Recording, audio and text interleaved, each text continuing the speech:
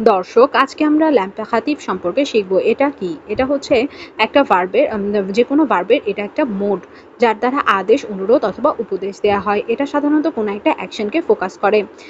আর ক্ষেত্রে কনজুগেট করার সময় টু ফর্মের এসটা সরিয়ে কনজুগেট করতে হয়। অর্থাৎ পাহলে ভার্বের টু ফর্মটা যখন আমরা কনজুগেশন করি সেই ক্ষেত্রে কিন্তু PARLES হয়, কিন্তু যদি আমরা এমপেখাতিফের ক্ষেত্রে ব্যবহার করি সেই ক্ষেত্রে এসটা সরিয়ে তারপরে কনজুগেট করতে হবে।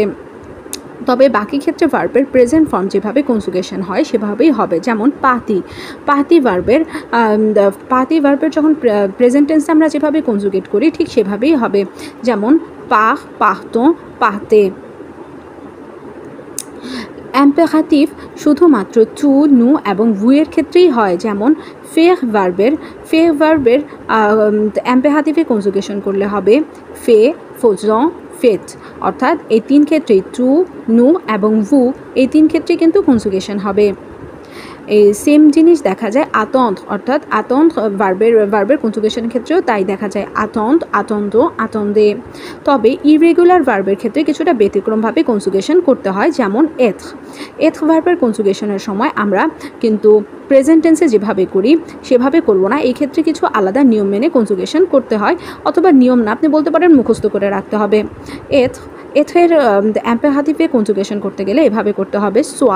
সোয়াইও, সোয়াইয়ে। অর্থাৎ টু এর ক্ষেত্রে সোয়া, নু এর ক্ষেত্রে সোয়াইও, ভু এর ক্ষেত্রে সোয়াইয়ে। আভোয়াহের কনজুগেশন করতে গেলে হবে এইয়, এইয়ে। আলেহের ক্ষেত্রে হবে ভা, আলো, আলে। এম্পেখাতিভের নেগেটিভ করতে হলে ভার্বের আগে ন এবং পরে পা বসিয়ে কনজুগেশন করতে হবে, যেমনটা আমরা সবসময় করি। যেমন নো মশপা, নো দীপা। এই রিলেটেড আরও ভিডিও পেতে easy French for Bengali learner চ্যানেলটি সাবস্ক্রাইব করে পাশেই থাকবেন। ধন্যবাদ।